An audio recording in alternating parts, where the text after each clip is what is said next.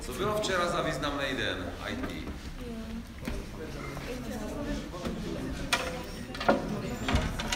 Přes 25 let, 4 století, jasně.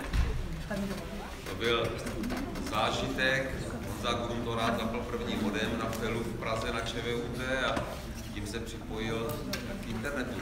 Víte, ty přenosy u nás po telefonních linkách v podstatě probíhaly už někdy, my už jsme realizovali sériový přenosy, synchronní přenosy po telefonních linkách někdy v 80. letech v polovině. Ale tady šlo o to, že se někdo připojil k jakési celosvětové síti, která začala vznikat. To byl ten velký význam, byl to děsná legrace, ten modem. Víte, jakou rychlostí? Malou. 9,6 kilobitů. No, to je asi tak 10 000krát pomalej, než máte internet doma. A žila z toho celá republika, teda celá akademická obec, ještě do roku 95, myslím, se to uvolnilo pro použití v komerci. A já už jsem měl internet doma od roku 94, ještě nebylo uvolněný ani pro komerci. Ale byla to děsná legrace, ono tam nic nebylo. Ale na maily to stačilo taky. Vám asi neříká nic Gopher, že? Gopher. Tak jak dneska máte webové komunikace, HTTP protokol, tak Gopher byl protokol pro hypertext taky, ale pro textový, nikoliv pro grafický. Takže vám vyskakovaly menu a vy jste si vybírali, že chcete 3 a pak vám vyskočilo další menu, vybrali jste si 1 a tak jste brouzdali po internetu tímhle způsobem. To byla děsná legrace.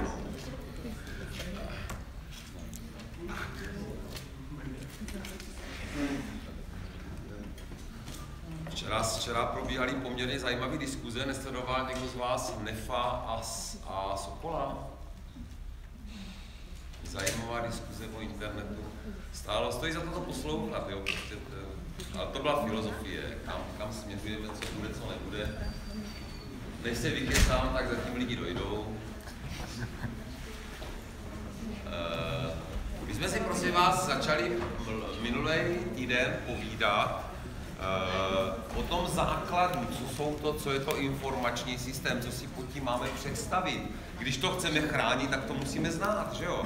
Jinak nemá smysl. A dneska už se konečně dostaneme k té základní terminologii, která se v bezpečnosti informačních systémů používá a můžeme se trošičku připravit na to, co bude dál. Tak, není to vidět, takže musíme zasnout světlo, že jo? Dělat. Podívat, no. Lepší? Vy jste se neuspůli, jo? Tak. Aha. Nefunguje.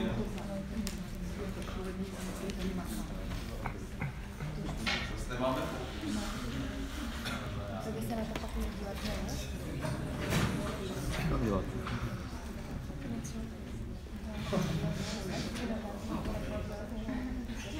Co je? A, jde.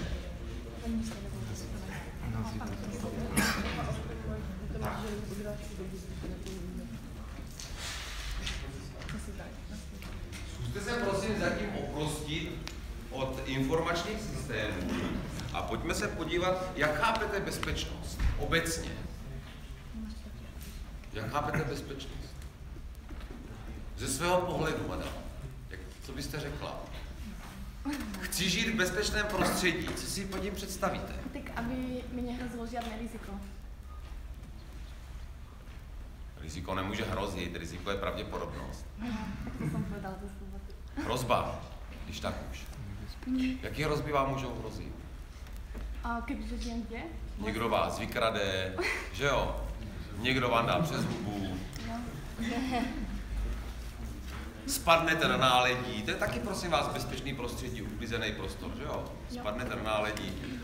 Prostě cokoliv, co nám může způsobit újmu nějakou. A ta újma může být. A bavili jsme se o tom posledně, že jo?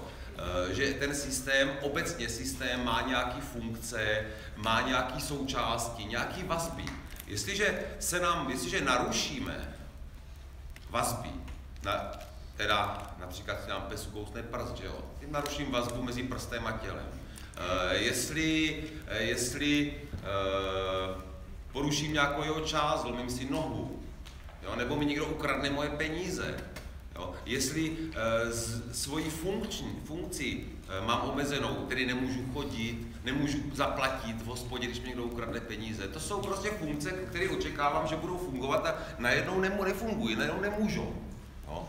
A bezpečnost by tedy měla být něco, co nám zajistí, že ten systém bude fungovat. A je jedno, jestli je to informační systém, jestli je to člověk, jestli je to auto. Prostě jakmile na to přestane fungovat, tak je průser někde v nějaké bezpečnosti. Jo? Ať už jakékoliv. To znamená, když to budeme brát z hlediska ochrany bezpečnosti ve státu, tak se může bavit, že to je ochrana před poškozením, zničením, ztrátou, cizením. Jo. Takhle by nám asi tu bezpečnost definovali někde na vnitru. Jestliže se ale bavíme o informačních systémech, tak se musíme bavit o poškození, zničení, ztrátou toho informačního systému. A když se podíváme zpětně, a to jsme si povykládali posledně, tak víme, že do toho patří třeba narušení, zjišťování, jestli ten uživatel je ten správný uživatel. Jo? Může do toho patřit poškození dat, může do toho patřit poškození zařízení, které nám sníží dostupnost toho systému. To všecko nám může hrozit. Zase, když jsem se vám říkal posledně, podívejte se na nějaký jednoduchý systém, třeba vizitky na dveřích. Jo? A hned se vám může vybavit v hlavě, co si pod tou bezpečností představit. Jo? Že to může být ulomení té vizitky, může to být počárání, zastříkání sprejem, jo? Může to prostě cokoliv, co nám sníží její použitelnost. Jo? A musíme, prosím vás, to poškození nebo to snížení funkčnosti musíme uvažovat u všech složek toho informačního systému, tak jak jsme si je řekli. To znamená, můžeme se bavit o hardwareu, odejde nám disk, někdo nám rozkope noťaz v šalině, o softwaru, jo, narušený software nějakým virem třeba, nebo smazaný program, může data samozřejmě, těch se taky týká, zase narušení dat, smazání dat, ukradení dat, uživatele. Když klapnete uživatele přes hlavu kladivem, tak nebude moc fungovat nějakou dobu, že jo? Třeba hlídače. Taky patří k tomu informačnímu systému, protože ho hlídá třeba. Hloupej uživatel, který dělá to, co nemá, může poškodit informační systém.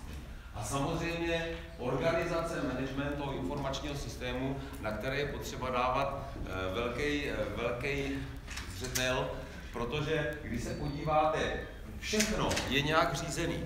Hardware někdo nakupuje, někdo se o něho stará, někdo určuje, jak se bude spravovat. To samé o softwaru. Nakupujeme licence, pořizujeme software, děláme na něm údržbu, updaty na operačním systému.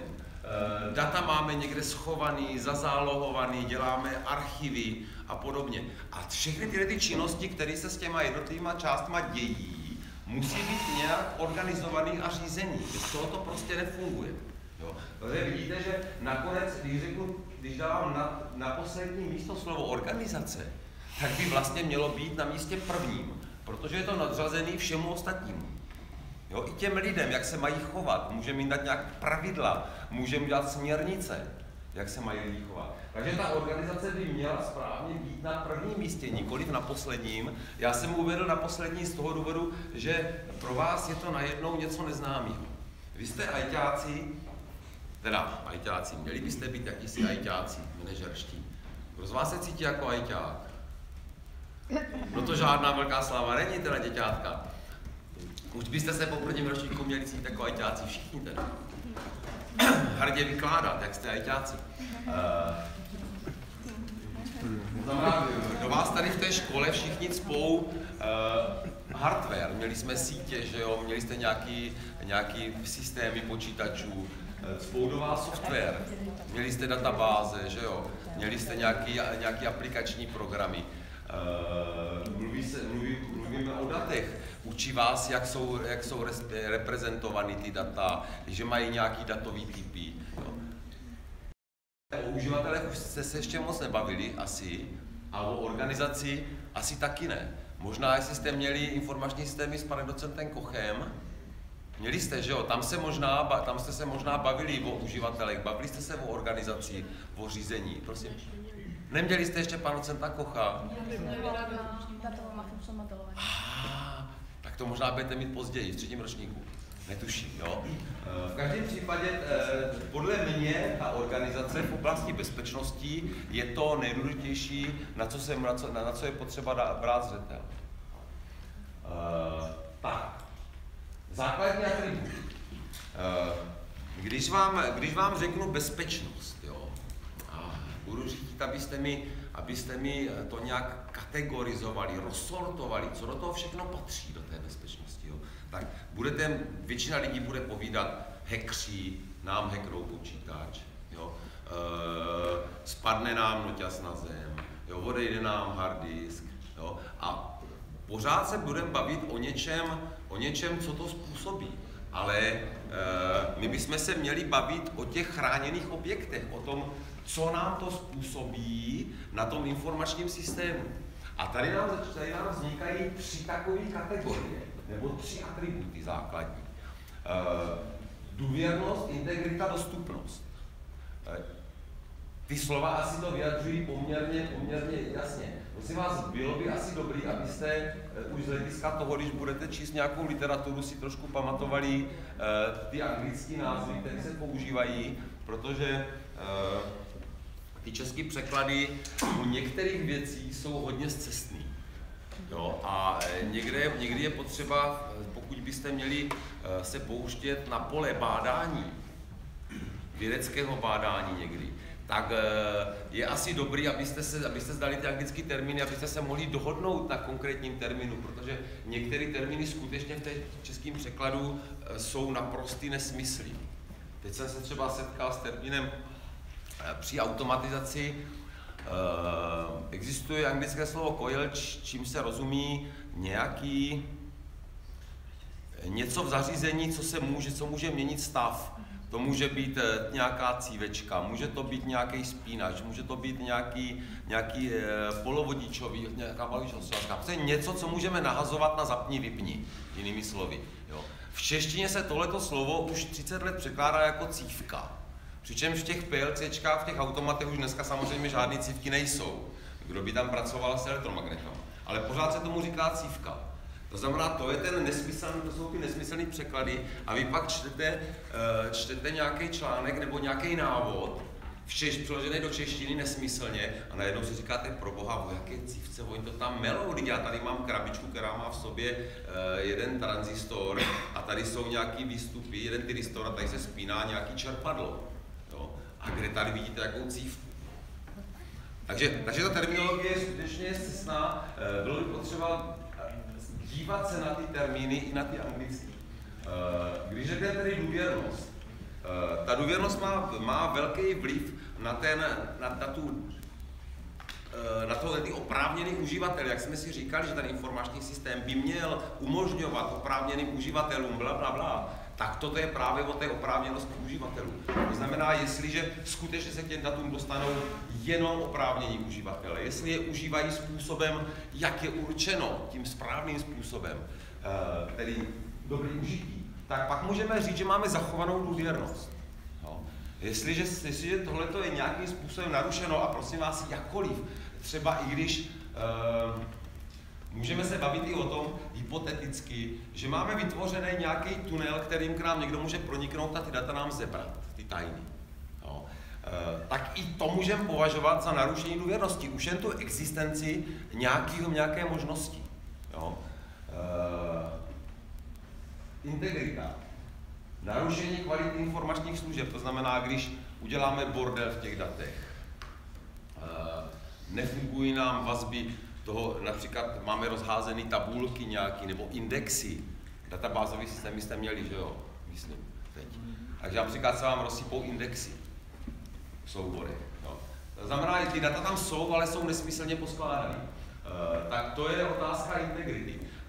Z toho pohledu bezpečnosti bychom za porušení integrity mohli považovat třeba, pamatujete si někdy před 3 rokama, jak jsou takové ty webovské kamery na horách, hlídají sjezdovky, aby se mohli podívat, jestli tam je místo, jestli je tam sníh, jo? Tak nějaká skupina lidí hackla tu jednu kameru a udělala na ní jakoby atomový výbuch. No. Což byla hezká sranda, jako mně se to v podstatě líbilo, já jsem k tomu neměl žádný problém, akorát, že politici tomu začali říkat šíření poplašné zprávy, trestný čin. No. Což samozřejmě nepředpokládám, že by si někdo z těch lidí myslel, že tam skutečně vybuchla atomová bomba, jo, na těch horách. Navíc asi ta kamera by dlouho nefungovala, kdyby tam fakt vybuchla atomová bomba, jo. To jako asi nikoho nenapadlo, že ten atomový výbuch by okamžitě zlikvidoval. Ale dobrý, jo? Tak to můžeme považovat za integritu, když někoho uvedeme v omyl tím, že mu dáme špatný data. No a samozřejmě dostupnost, to je ta kvalita služeb, který nám ten informační systém dodává. To znamená, nejen to, že se k těm datům dostaneme, ale že se k ním dostaneme správnou rychlostí a podobně, ve správné kvalitě. Když tedy tu definici budeme upřesňovat, tak můžeme říct, že ta informační bezpečnost je nějaký systém ochrany nebo důvěrnosti, integrity a dostupnosti v informačních systémů. Takhle můžeme pokračovat s tou definicí, kterou jsme si řekli na tom prvním slajdu, tak to takhle jenom upřesníme. No. A už víte, že když se vás někdo zeptá na bezpečnost, tak by se vám v té hlavičce mělo rozsvítit. A z kterého pohledu? Z pohledu dostupnosti, integrity nebo z pohledu důvěrnosti. Mně takhle práno po 9 hodin ještě vypadávají slova, ale ono to taky stáří. Krásný příběh mám. Šel jsem v sobotu s vnučkou nakupovat a vnučka mě vykládala, ona má 5 let a vykládala mě, maminka má tolik roků a se říkal, Rozianko, to si těma rukama mávala moc krát. On se podíval a říká, to by už maminka byla hodně stará, to by už asi byla i mrtvá. Pak se na mě podívala a říkala, dědo, tobě jsou taky blíží, že? Takže takový potěšení vám se tady. Tak. Důvěrnost informací. Prosím vás, můžeme to chápat, jak už jsem říkal, jako stav, kdy ta informace je poskytována jenom oprávněným uživatelům. Pak můžeme tvrdit, že skutečně ty informace jsou důvěrné. Jakýkoliv nežádoucí zpřístupnění uživatelům, takzvaný disclosure, tedy otevření jakýsi těch dat směrem ven. Zase je to termín, který je dobrý si pamatovat v té anglické literatuře, jakože si myslím, že česky toho moc neseženete, se budou tyhle termíny vyskytovat. To můžeme chápat jako narušení důvěrnosti. A prosím vás, a to i v případě, že to nebude mít žádný dopady. Jo? Představte si, že máte doma počítač. A v tom počítači máte něco, máte tam semestrální práce, máte tam fotky, máte tam muziku, co tam ještě můžete mít, to je jedno. Když vám někdo vyrabuje semestrální práce, tak se můžete bavit o tom, že byl narušený vaše autorský práva, prosím. Jo? Ale z největší pravděpodobností vám asi žádná moc velká škoda nevznikne. Jo? Představa, že to, co jste psali do sítí, vám někdo zebere, tak z toho bude mít obrovský užitek. Jo? Bude, protože to může příště odevzdat, tvářit se, že to jeho, ale pro vás to není tak strašný. Ale když takhle si v tom počítači uložíte, řekl bych, nějaký hodně soukromý fotky, a oni se dostanou na venek, tak pro někoho to může být třeba jako příjemný zážitek, pro někoho to může znamenat poměrně nepříjemnou situaci. V podstatě vám de facto žádná škoda finančně nevznikla. tady tím vyzkoušením těchto dat. Jo. Ale vznikají vám škody morální. A oni jsou někdy, prosím vás, daleko horší než ty škody fyzické. Zkuste si to představit v situaci, kdy pracujete ve výzkumu a objevíte něco úžasného. Jste mladí, zdatní, fantastičtí a vymyslíte nějaký převratný vynález. A on vám ten převratný vynález někdo ukradne a zapatentuje dřív, než to stihnete udělat. Jo. Nepříjemná věc, že jo? Hodně. Přicházíte o peníze a tady je to jasně, tady je jasný finanční dopad. Ne, že by vám někdo ukradl ty peníze, ale ukradne vám jakési příští zisky možný. Jo. Což je nepříjemný, protože vy pak přijete k soudu a ten soud vám řekne, prosím vás, vyčíslíte mi tu škodu. Protože ten soudce je většinou úplně blbej, on je to právník. A ti právníci moc nepřemýšlí. Oni v té hlavě nedělali a oni utekli na práva, než by se učili počítat a logiku a oni tu logiku moc nemají. Když najdete právníka, který mu to logicky myslí, to je skoro zázrak. A oni po vás chcou, helejte se, tady mi ukažte, že máte v hlavě sekiru nebo že se vám ztratilo 100 000 účtů. To my umíme odsoudit.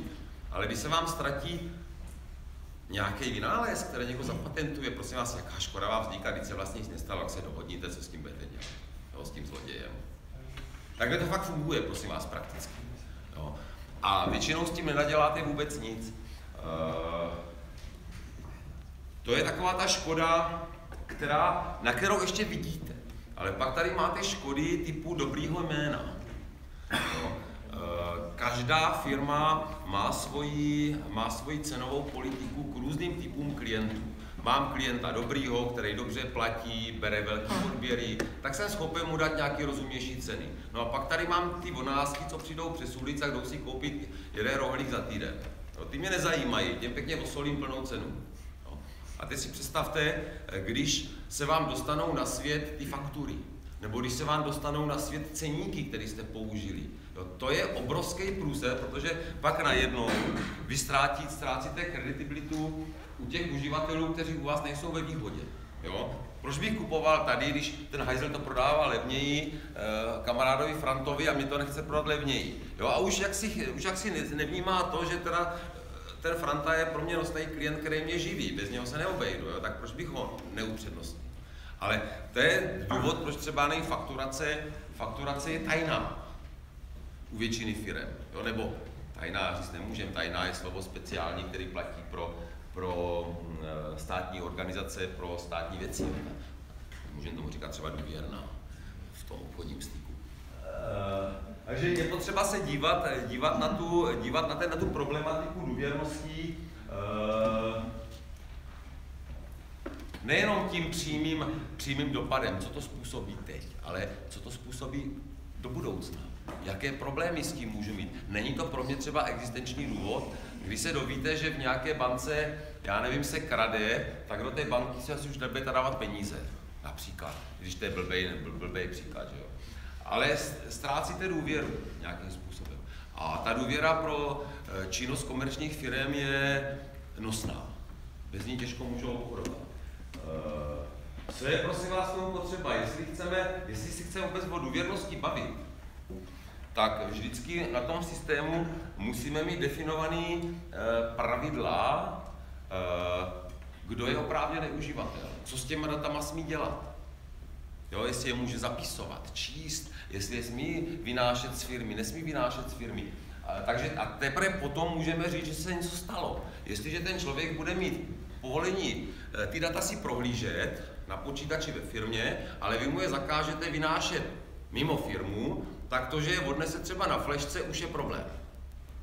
Byť je neprodává, nebo je nikomu nedá, jo? Ale už to je problém, protože porušil jakýsi pravidla toho informačního systému, které jsou dána organizací. My se pak budeme, prosím vás, bavit o tom, čemu se říká 3A, to znamená autentizace, autorizace, audit. K tomu se dostaneme někdy v nějaké 5., 6., 7. přednášce.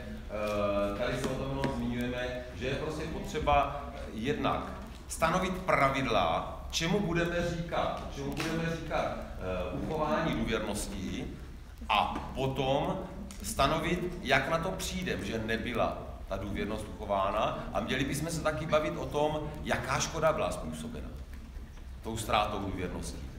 No, jestli na vás budou po ztrátě těch fotografií pokřikovat všude po celém Brně nebo něco podobného. Integrita. Integritu můžeme chápat, integritu informace, ale nejenom informace, integritu celého informačního systému. Můžeme chápat jako stav, kdy jsou informace správné a úplné. To znamená, když budete mít informační systém, který je postavený na databázovém systému, pak nějakým webovým rozhraní, jsou tam nějaký programy, jsou tam nějaký data, nějaký pravidla a když to všechno bude perfektně fungovat a ty informace budou dodávány správně, tak jak je uživatel chce, tak se budeme bavit o tom, že ten systém je integritní, že je celistvý, že je v pořádku. Jestliže cokoliv z toho narušíme, ať už narušíme třeba vazbu mezi databázovým strojem a webovou platformou, ať už narušíme třeba, já nevím, tabulky, ať narušíme indexy, ať nějaký data umyslně porušíme, tak potom se můžeme bavit o tom, že je problém s integritou toho našeho informačního systému. Zase je potřeba si potom, k tomu se zase dostaneme blíže, je potřeba si na to vždycky dívat, jak k tomu může dojít. Jak může dojít ke ztrátě integrity. Tak když to vezmu od hardwareu, tak třeba hardwareová porucha, nějaká porucha síťové komunikace, ta nám může způsobit ztrátu integrity. Může to být způsobeno člověkem, uživatelem, tím oprávněným uživatelem, který dělá to, co nemá. Vymaže nějaký data, přepíše je, udělá tom bordel, porucha komunikace, vada softwaru. Hodně často, prosím vás, se dostáváte k problému, když ladíte programy. Vy jste programovali, že jo? A dostali jste nějaký úkol, hele, naprogramuj nějaký program, který nám tady vybere každý pátý. A teď vy jste to vyzkoušeli a ono to nevyhazovalo každý pátý, ale každý čtvrtý, jo? Tak to je narušení integrity toho programu. Že ten program se chová jinak, než se chovat má. No a pak samozřejmě vyšší moc, blesky, voda a jiné nesmysly, které vám můžou způsobit to, že ta integrita toho systému je narušena, že jsou narušeny vazby toho systému, zatopená komunikační linka, zatopený server. Tak to je integrita. Dostupnost. Tu dostupnost nemůžeme brát, prosím vás, jenom tak, že ty data jsou dostupné. Když se k ním dostaneme, že ten informační systém funguje tak, že nám plní ty služby. Ale musíme to taky brát z pohledu kvality těch služeb.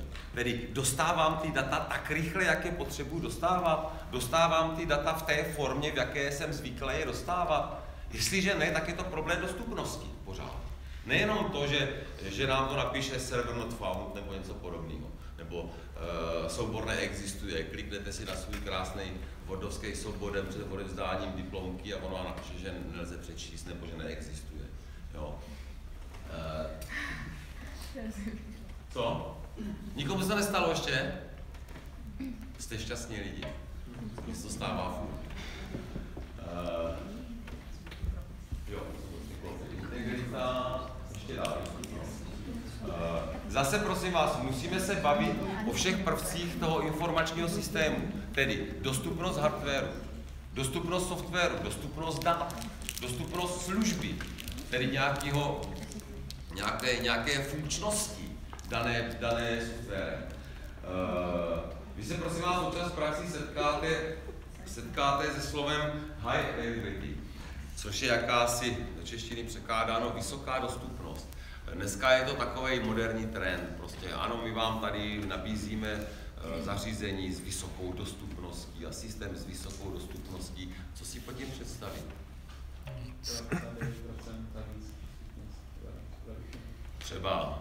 Třeba.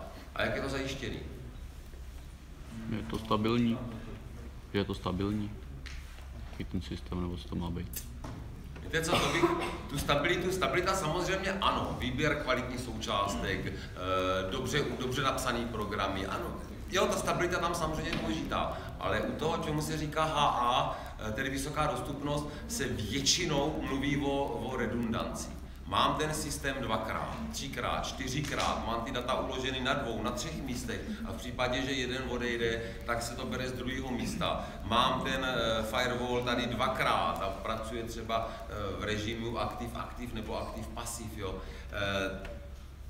Je to vždycky o redundanci, ta vysoká dostupnost.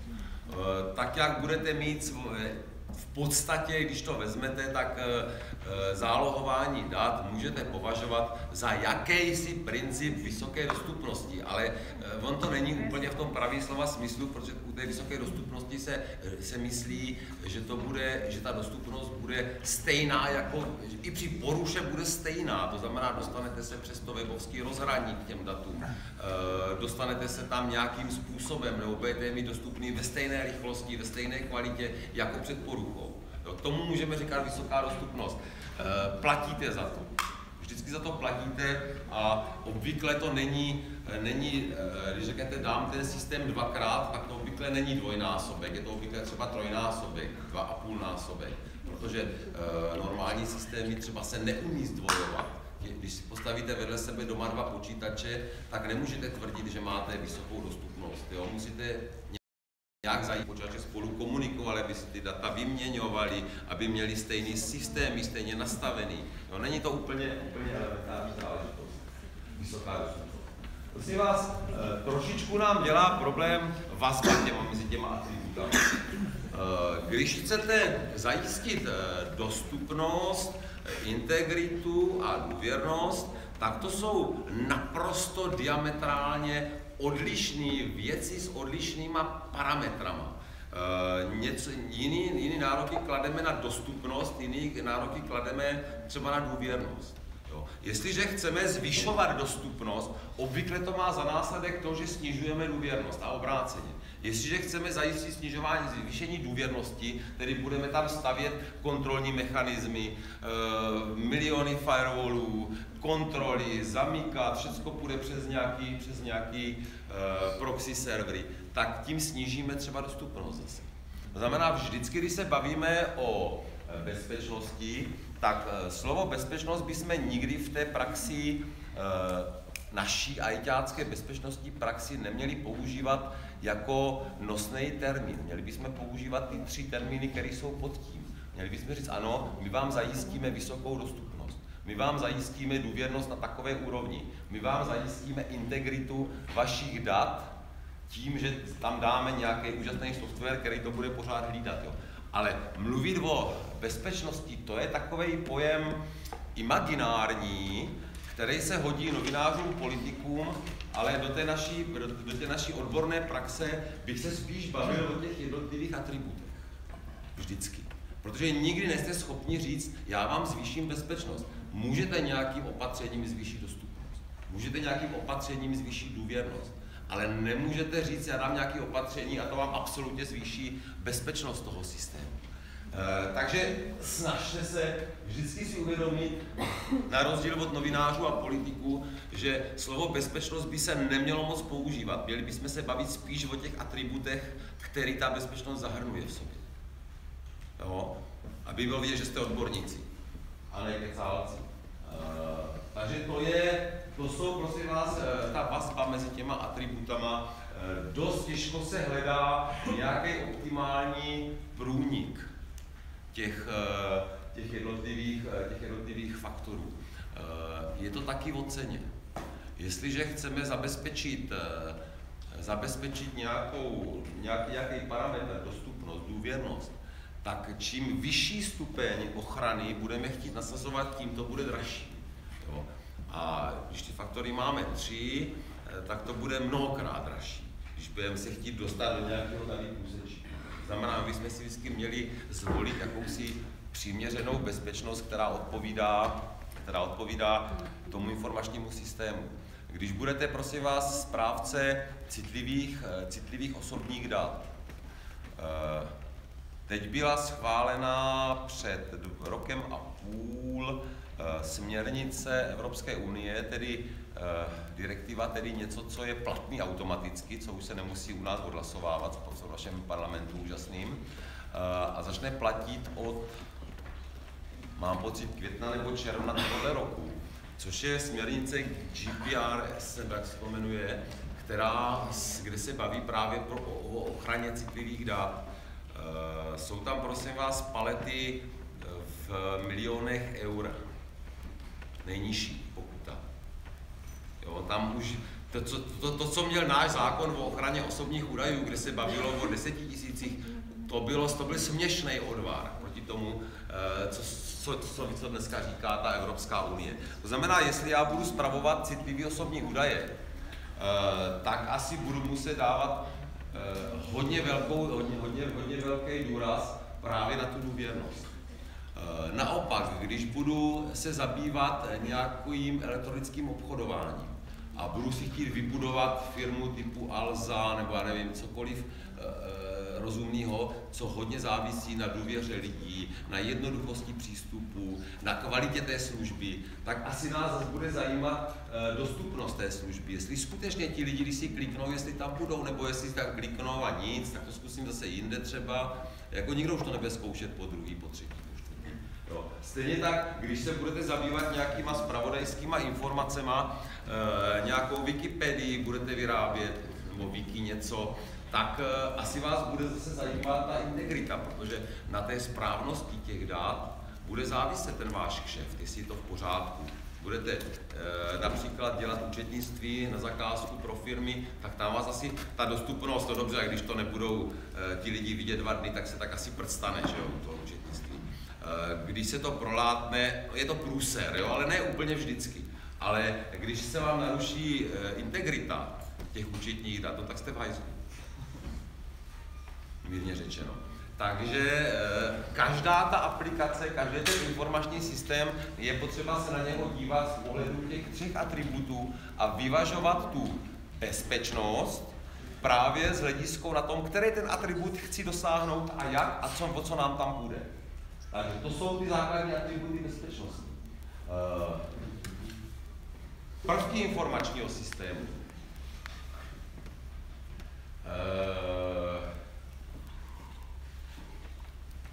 My se o tom ještě budeme o dekompozicích bavit, prosím vás. Já to vždycky nechávám na několikrát radši.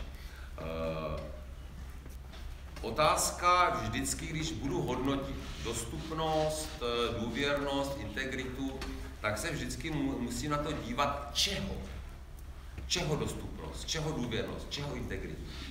No, důvěrnost, hardwareové konfigurace serveru, to nás asi nebude příliš zajímat. Jo? To znamená, je potřeba, aby jsme to nějak rozdělovali. A teď, když budete mít na starost to, čemu se říká bezpečnost, tak najednou se dostanete k otázce, zajímá mě ta bezpečnost toho informačního systému jako celek? Řeknete, dobře, zajímá, protože třeba toho prodávám. Tak říkám, ano, náš systém má takovou dostupnost, má takovou stupeň důvěrnosti, má takový stupeň ochrany integrity. To je hezký při prodeji.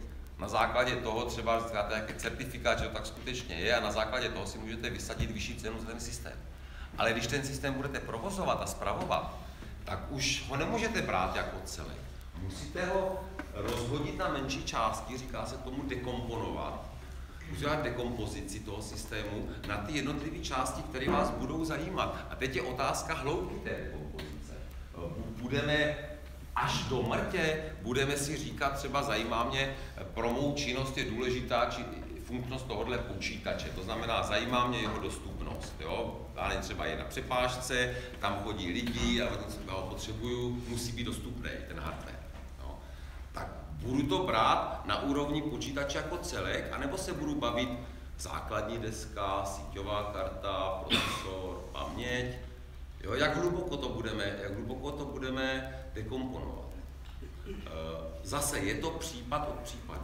Jestliže to bude klasický uživatelský počítač typu počítač na přepážce v bance, tak tam to bude řešit jako celek. Ty banky to neřeší. To se nespravuje. Jindy se podělá cokoliv v počítači, tak přijede Borec s vozíčkem, doveze nový počítač, jediný co ví, že má oranžový káblík, stačí do oranžové dírky, modrý káblík do modré dírky, zvednout ruce a odejít.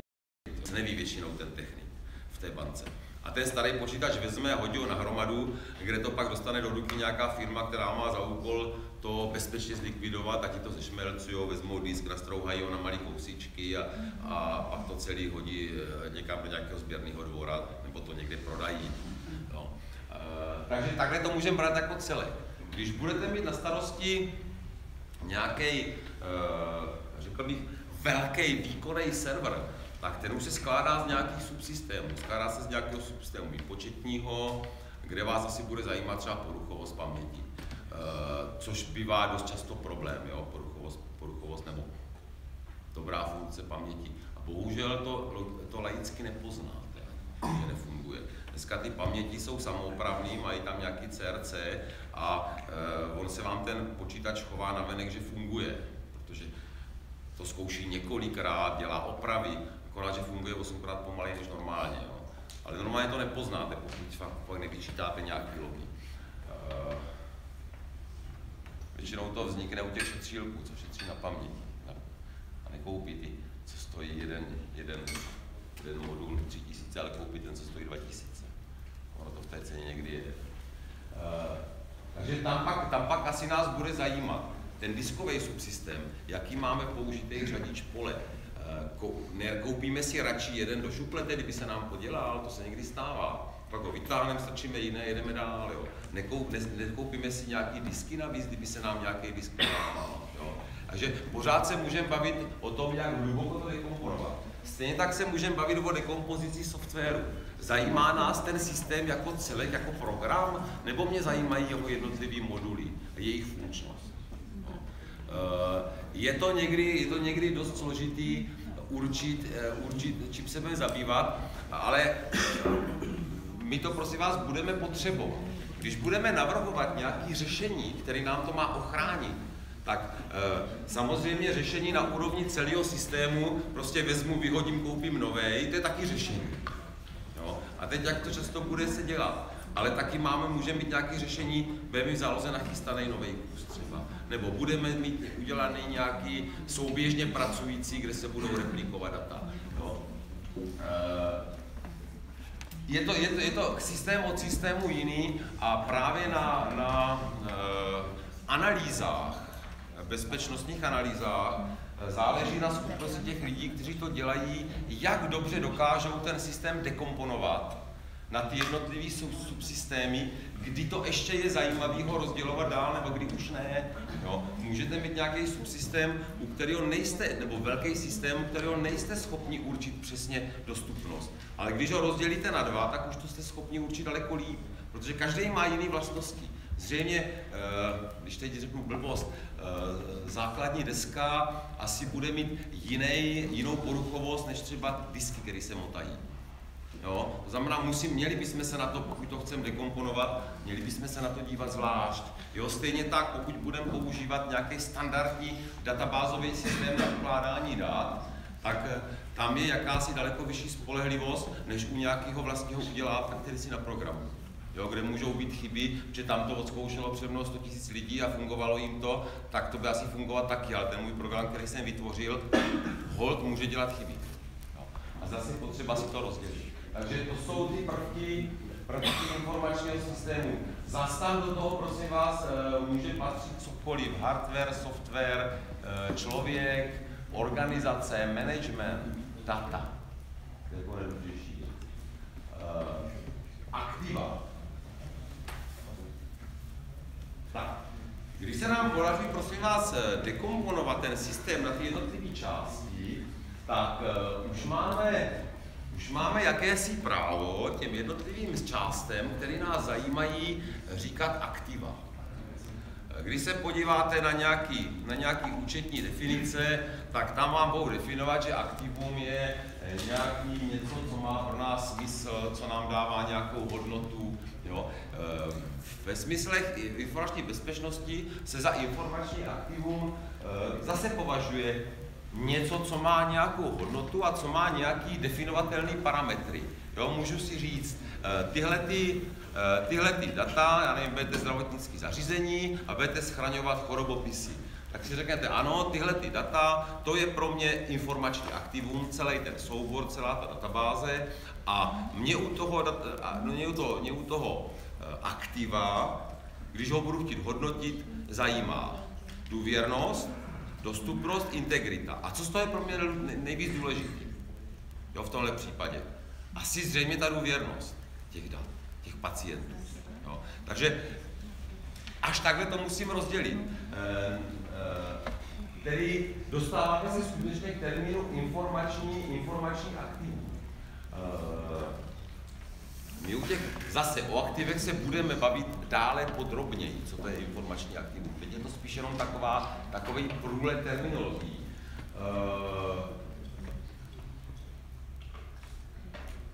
To, že to má nějaký vazby, chování, pak se budeme bavit o tom, že to má mít nějakého vlastníka v pohodě. Co je prosím vás důležitý, zase už můžeme to aktivum, když ho budeme definovat, tak ho už můžeme brát jako ten subjekt nebo objekt, to je subjekt nebo objekt bezpečnosti, objekt zkoumání. To znamená, na něm si můžu říkat, jaká je ta odolnost, jaký má vlastnosti. A jestliže ty vlastnosti se naruší, tak je to pak nějaký průser typu bezpečnostního průseru. To znamená, už je potřeba, když si to aktivum, když ten systém celý rozparcelujeme a rozdělíme ho na ty jednotlivé aktiva, tak bychom měli být schopni u každého aktiva nadefinovat jeho funkčnost, jeho vlastnosti, jeho vlastníka, jeho údržbu, kdo se o něho bude starat, jak se o něho bude starat, jaký tam budou třeba cyklické prohlídky, kontroly a podobně. Tak, aby se jeho funkčnost nenarušila a aby se nenarušily ani vazby na jiná aktiva. No. Tak, zranitelnost. Jednou z důležitých věcí, kterou je potřeba na tom aktivu analyzovat, jsou místa, která svojí změnou můžou způsobit změnu chování toho aktiva. No, já budu uvádět úplně nesmyslný příklady. Já nevím, třeba, když si vezmete obyčejný hard disk, kde se točí motorek, jezdí tam hlava, tak tam těch zranitelných míst je několik.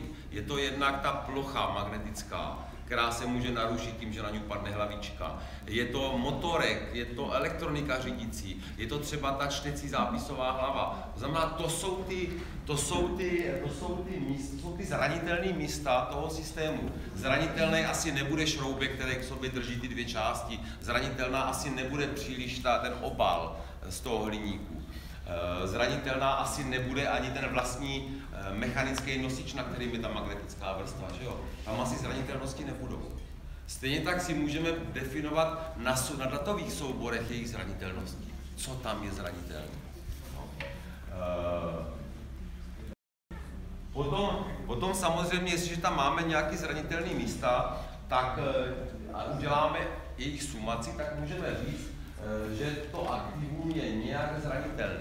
To znamená, je nějak náchylný k narušení. Jo? Máme tady uložený někde data a jsou uloženy na nějakým úplně sračkovým serveru bez jakéhokoliv zabezpečení, na síti úplně otevřené, tak můžu říct, ano, tyhle data jsou skutečně zranitelné na důvěrnost, to znamená, kdokoliv se k ním může dostat, může je přečíst. A tu zranitelnost můžeme nějak vyčíslovat. Otázka je jak. Jo? Správně by se mohli říct matematicky, zranitelnost je 48%. Jo? Ale to nikdy nejste schopni docílit. Tak potom se budeme bavit o tom, že existují nějaké hodnocení kvalitativní, kvantitativní, obvykle se to hodnotí kvalitativně. To znamená, řeknu, je to hodně zranitelný, ještě víc, středně, nebo hodně, nebo málo, nebo vůbec. No, znamená, měli bychom si definovat nějaké škály, kterými tu zranitelnost můžeme definovat. Obvykle, prosím vás, se to dělá nějakým odborným odhadem, dělá se to nějakým posuzováním oproti jiným aktivům, kde máme už zkušenosti s tím. Tak, to je zranitelnost. Hrozby.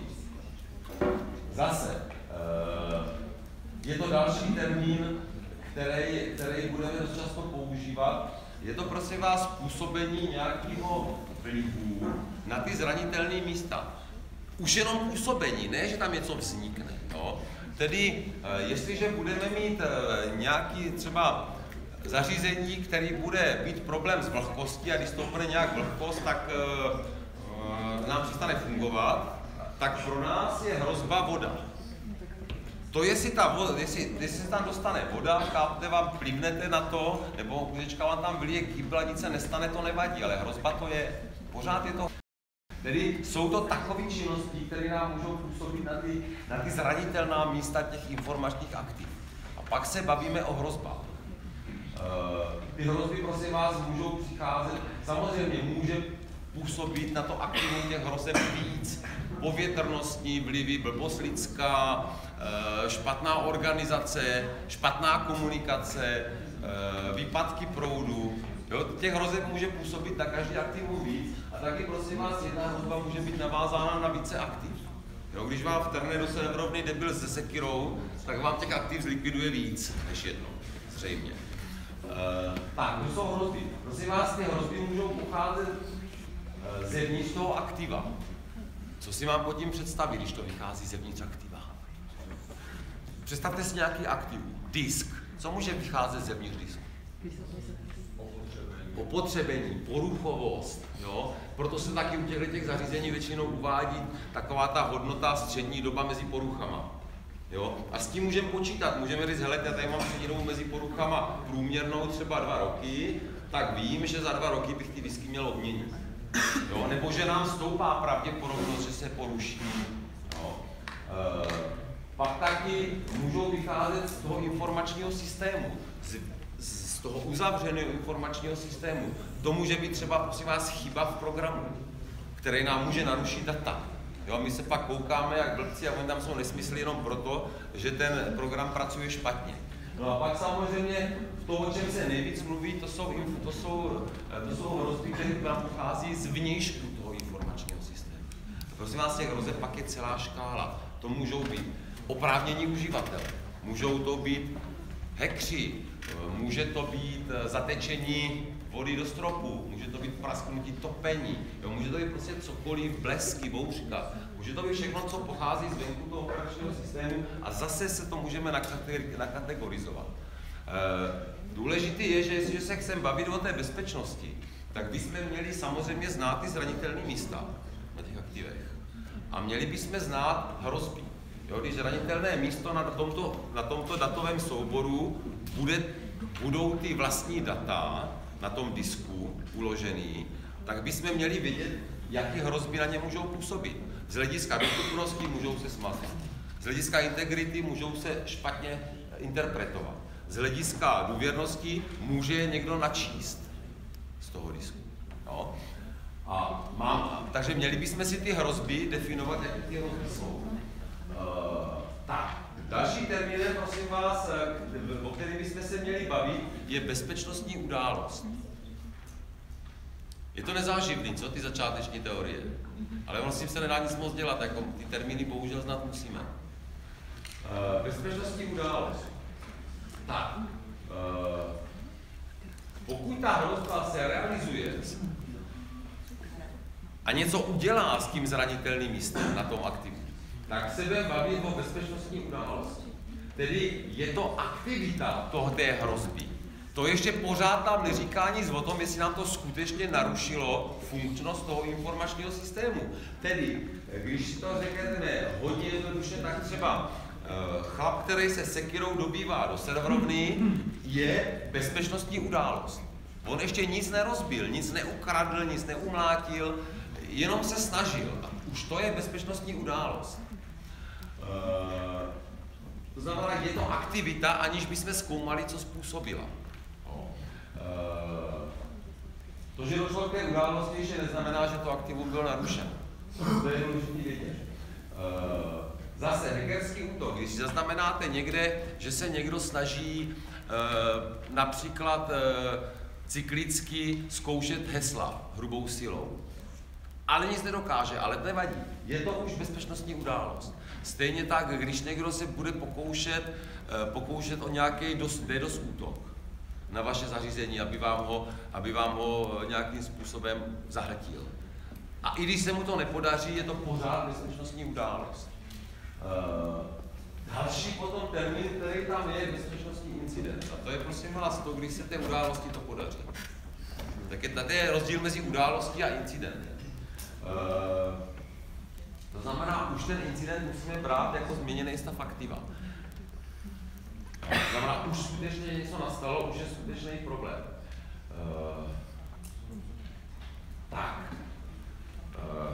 A teď prosím vás, jedna poznámka. Všude se vykládá o tom, v odborné literatuře, že musíme sledovat bezpečnostní události. Jo? A nikde moc se nebaví o tom, že bychom měli sledovat incident. On totiž incident obvykle nejde vysledovat. Jo? Ten vznikne působením události. My na to většinou, na to, jak k tomu incidentu... My víme, že máme nedostupný informační systém. Jo? A to, jak vzniklo k tomu incidentu, že je nedostupný, tak my musíme zjistit, jaký hrozby na tam působily a jaký události se staly. Protože ty události, to působení, to máme obvykle logovaný. Jo? V nějakém logu bezpečnostním máte, že se někdo snažil zadat heslo, v nějakém logu bezpečnostním firewallu máte, že tam prošly nějaký data. Jo? To je důležitý, proto se všude mluví spíš o tom sledovat ty bezpečnostní události a teprve na základě nich předpokládat, k jakému incidentu mohlo dojít nebo k jakému incidentu došlo, protože ty události jsou viditelné. Kdežto ty incidenty, to už je dopad. No.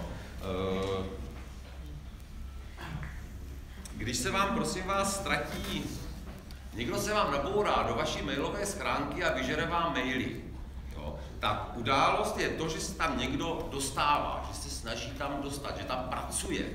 A ten incident je to, že vám ty maily někdo přečetl. To je incident bezpečnostní. V tomhletom případě důvěrnosti. Poznáte na mailu, že ho někdo přečetl? Já to nepoznám. Jo? A asi to nikdo nepozná. To znamená, my musíme na tuto událost dojít právě tím, že se nám někde objeví právě ty události. Že někdo otvíral moji mailovou schránku v době, když já jsem byl ožralej v hospodě pod stolem. Jo? To je divný. To obvykle nedělám. Takže, nebo že jsem to otvíral někde z Číny. To taky obvykle nedělám, jezdí do Číny se podívat na svoje maily. Takže my na základě těch událostí jsme schopni potom na ten incident vlastně přijít. Jo? Jak mohli přijít na ministerstvu zahraničních věcí na to, že jim někdo četl maily? Když jim někdo neposlal dopis, hele, my máme vaše maily všechny. Jo? Co? Třeba možná, že jim to někdo řekl, tak pak na to přišli na základě incidentu, ale podle mě na to museli přijít na základě událostí, které k tomu předcházely. Někdo se tam snažil probojovat na tu IP adresu, někdo se musel snažit otvírat nějaký protokoly, jo, z nějakého zařízení, který evidentně třeba není na území České republiky. Jo, což asi není obvyklý. Znamená, měly by tam být nějaké systémy hlášení, nějaké opatření, aby jsme našli ty události, protože vlastní incident už obvykle nenajdeme. Jo? A to je ten, prosím vás, ten principiální základ mezi událostí a incidentem, který bychom měli mít na zřeteli. A když budeme stavět nějaké opatření, tak je musíme stavět proti událostem, nikoliv proti incidentu. Ten incident to už je jenom ten výsledek, který my bychom vlastně měli říct, začneme od incidentu. Incident je, že nám někdo přečetl mail. A teď se musíme bavit, jaké události to můžou způsobit. Může to způsobit to, že náš administrátor se zblázní a někde to prodá.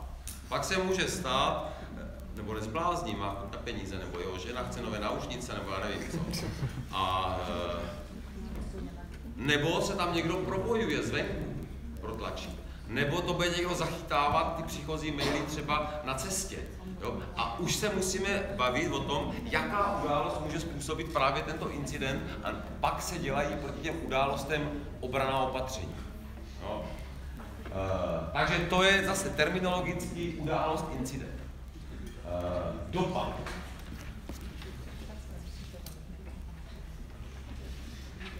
Když nám prosím vás nastane incident, To jsme řekli, že incident už znamená to konkrétní narušení aktiva. Každý ten incident musí vykazovat obvykle nějakou nám způsobenou újmu.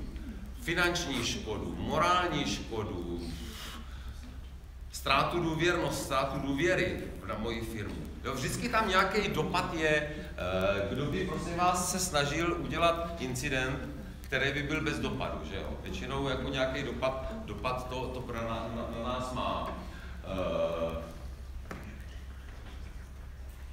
Co je zase důležitý, přemýšlet, vědět dopředu, nebo odhadnout dopředu, jaký ten incident může mít dopad. Bude to malý dopad, to znamená, někdo se nám bude jenom smát, nebo bude to mít velký finanční dopad, nebo je to dokonce dopad tak, že naši firmu to zlikviduje, protože ztratí důvěru natolik, že už s náma nikdo nebude chtít hrát. Jo? Takže měli bychom vědět o těch dopadech. Prosím vás, on většinou ten dopad má, když definujeme, jaký to může mít dopad na nás, tím může získat ten útočník, tak většinou tím můžu odhadnout pravděpodobnost útoku, pravděpodobnost toho, že ten incident vznikne. Jestliže budu doma schraňovat evidenci elektroměrů, abych viděl, kolik jsem propálil elektriky, tak jaký asi bude dopad, když toto si někdo přečte pro mě? Žádné. Minimální. Maximálně si někdo si nás dělá srandu, že šetříme. No, dobře, hezky, šetření je hezky. Nejsme to převádět. To znamená, jaká bude asi pravděpodobnost, že někdo bude na tyto data útočit? Skoro žádná. Jo, a můžeme se bavit, jaká byla pravděpodobnost, že cizí zahraniční mocnost útočila na mailový systém, o kterém věděla, že tam nic není. No? A najednou vidíte ty vazby, nad čím máte uvažovat, když si poslechnete politika.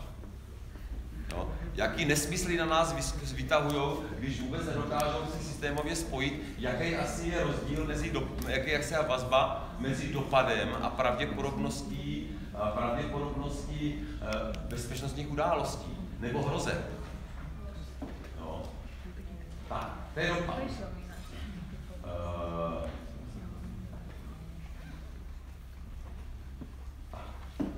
Riziko. Setkávám se, prosím vás, s špatným chápáním tohoto pojmu téměř ve 100% novinářů, politiků a ve velkém procentu lidí ostatních. Co to je riziko? Jak můžeme chápat riziko? Pánové, zkuste, jak chápete riziko? Něco, co přeroste potom do hrozby nebo do incidentu. Víte, když zkoušíte definovat nějaký pojem, tak musíte říct, jaký to má rozměr, co to znamená. Jo? To říkají politici prostě, ano, riziko je, když je to problém. To je hezky řečeno, jo? Ale vy jste neměli řízení rizik, že ještě předmět žádný.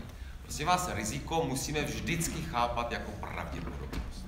Riziko je pravděpodobnost, není to nic jiného z matematického pohledu. Tedy, když řekneme, mám velké riziko, tak mám velkou pravděpodobnost, že k něčemu dojde. Když mám malé riziko, tak mám malou pravděpodobnost, že k něčemu dojde. Je to, prosím vás, problematika třeba pojistné matematiky. To je věda, která se vyloženě zabývá rizikem. Je to problematika řízení rizik. Jo? Je to opravdu o matematické funkci pravděpodobnosti. Tedy je to součet pravděpodobností. Zase musíme to brát tak, jestliže máme nějaký aktivum a na to aktivum může působit více hrozeb s různýma pravděpodobnostma, tak my bychom měli to nějak sumovat a říct, riziko, že bude napadeno tohleto aktivum tímhle způsobem, je nějaký. 5%, 10%, 40%, jenže zase, kdo z nás je schopen to přesně určit a spočítat, říct, bude to 31,864%? Nikdo. To znamená, zase se budeme bavit. Je to riziko malé, střední, velké. Jsou to data citlivá, o který má zájem celý svět? Ano, je tam velké riziko. Jo. Jsou to data, která jsou nesmyslná, nikomu nic neřeknou. Jak je tam malý riziko? A zase to musíme dívat z pohledu zájmu hrozeb o to moje aktivum, to znamená, budou mít vůbec ty hrozby zájem o to, aby se na to dostali? A jaký zájem budou mít? A pak je ta druhá půlka, je to moje aktivum dostatečně chráněný proti hrozbám? A to je druhá půlka toho rizika. Jestliže je to dobře chráněný, tak samozřejmě snižují riziko. Je špatně chráněný, zvyšují riziko. Jsou to zajímavá data, zvyšují riziko. Jsou nezajímavá, snižují riziko.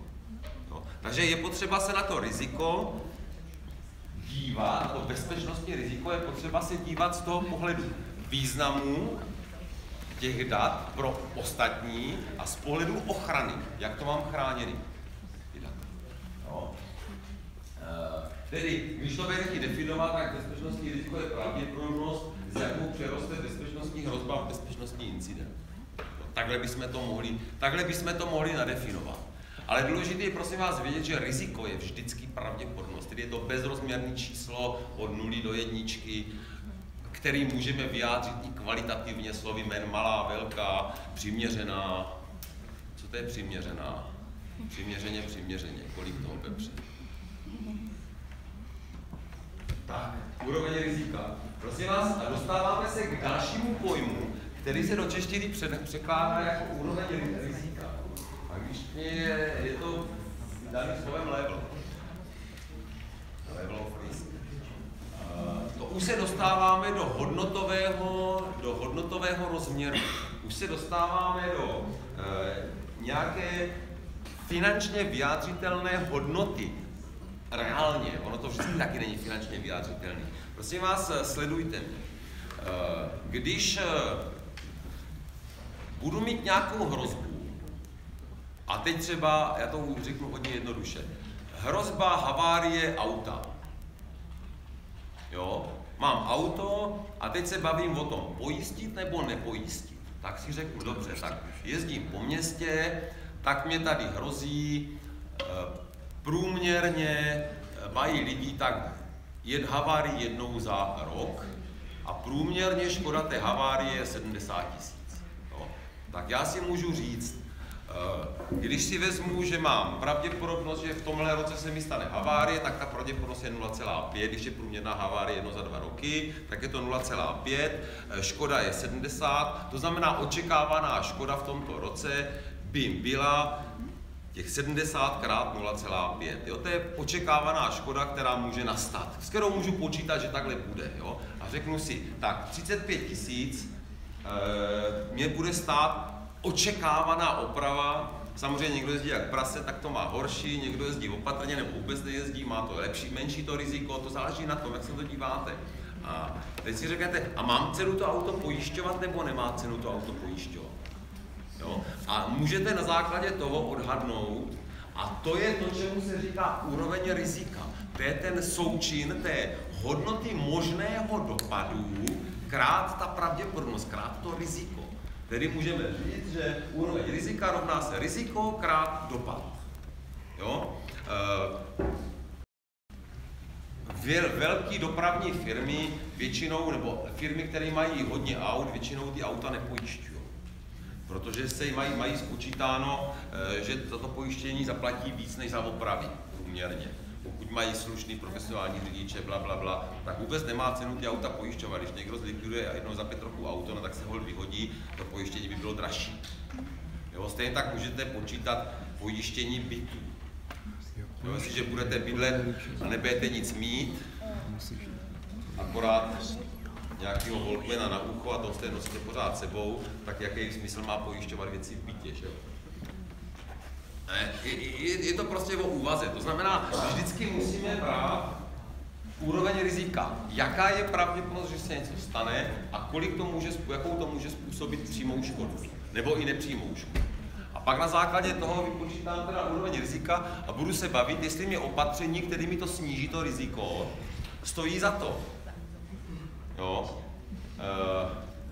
Pak samozřejmě musím dělám nějaké opatření. A teď si řeknu, kolik mi to stojí před tím opatřením. To znamená, jaký bylo riziko, jaký byl dopad. A jak to bude po tom opatření. Prosím vás, pozor, to opatření mě může buď to snižovat riziko, nebo snižovat dopad. Když budu zálohovat, co snižuju? Dopad, snižuju dopad. Protože se vlastně k těm datům zase dostanu. Akorát to nějakou dobu trvá. Když budu zvyšovat například, budu například duplikovat, dávat místo jednoho disku si dám diskové pole, kde jsou zrcadlené data, tak asi snižují pravděpodobnost, že jo, tedy riziko, že o ty data přijdu. Nikoliv ten dopad. To znamená, musím si říct stav před, stav po, a teď řeknu, dobře, tak se mi ta úroveň rizika se mi snížila o 8000, ale to řešení stojí 30. Má to smysl? Jo? A pak si říkáte, aha, ono to řešení má vlastně životnost 5 let, tak se mi to rozpočítává na rok, tak to nebude 30, ale bylo to 3000 a to už je výhodný. Použít takovýto opatření. Když se prosím vás tedy vrátíme zpátky k pojmu bezpečnost informačního systému, tak můžeme říct, že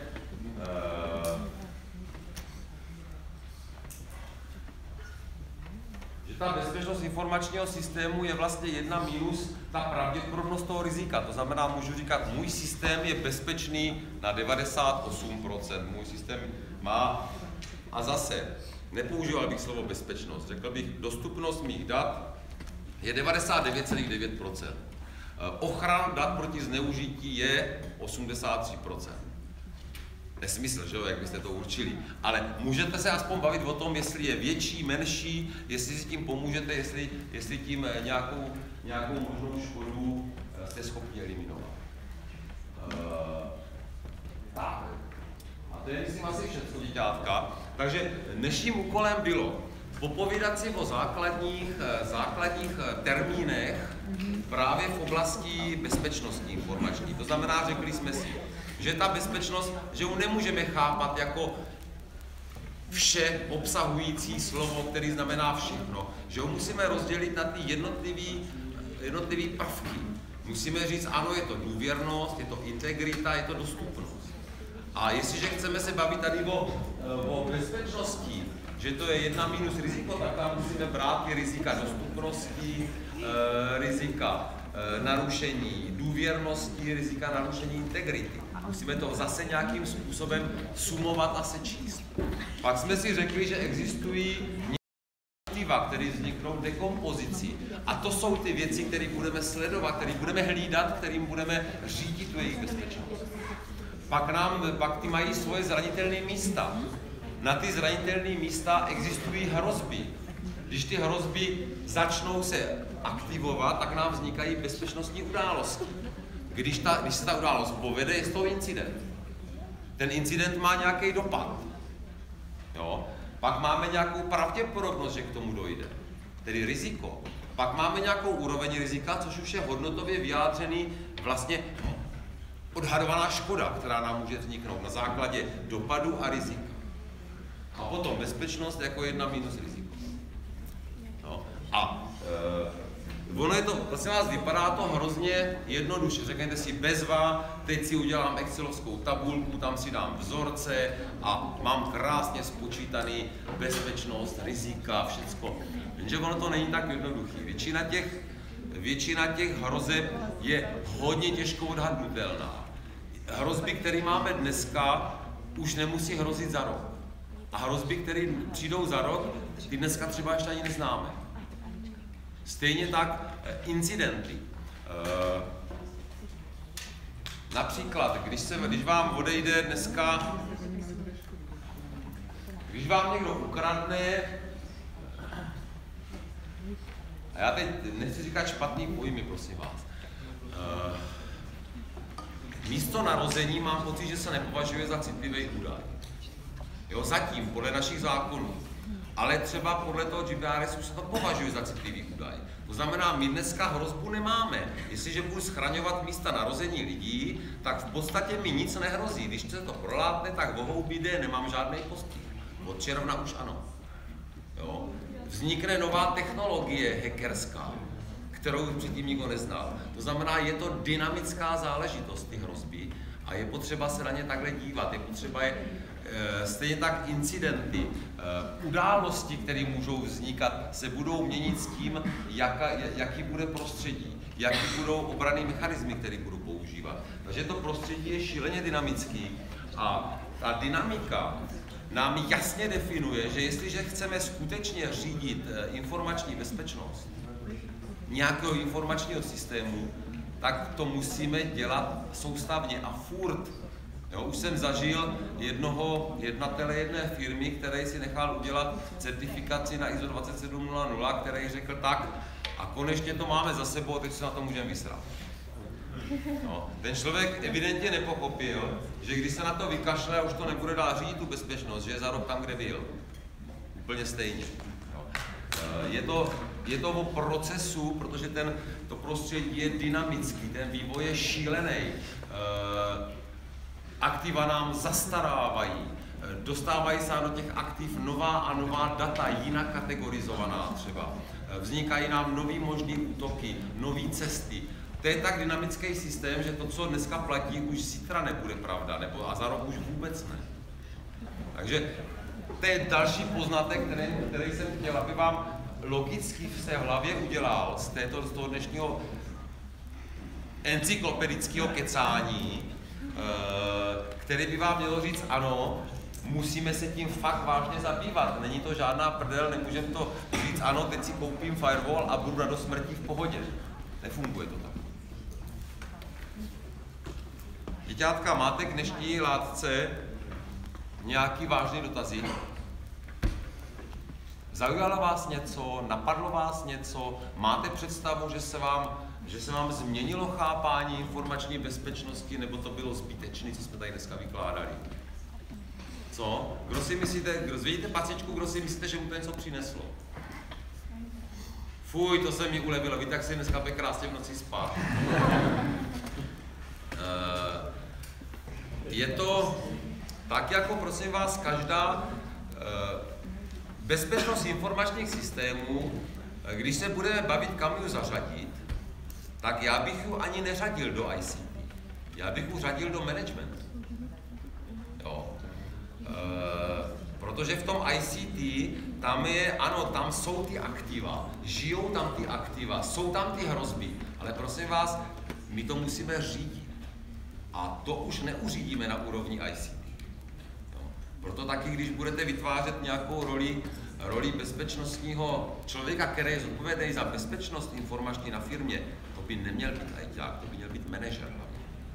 A dobrý manažer, pečlivý, nejlepší ženská. No. Pánové, přiznejme si, my jsme hrozně líní. A kdo by vedl evidenci, že jo? A ty holky, ty to dělají, oni skutečně si udělají ty tabulky a pečlivě tam zapisují, co se kdy stalo a kontrolují si to po sobě 100krát a všechno dělají daleko pečlivěji. Takže kdybych měl říct, jako dobrý bezpečnostní manažer je holka. Pečlivá holka, která má, ale pozor, dobrý IT poradce. Triggered. Tak a holka může být i dobrý bezpečnostní poradce, což je úžasná kombinace, takže jestli vy budete úžasný ajťák a dobrý manažer, tak máte vyděláno na celý život.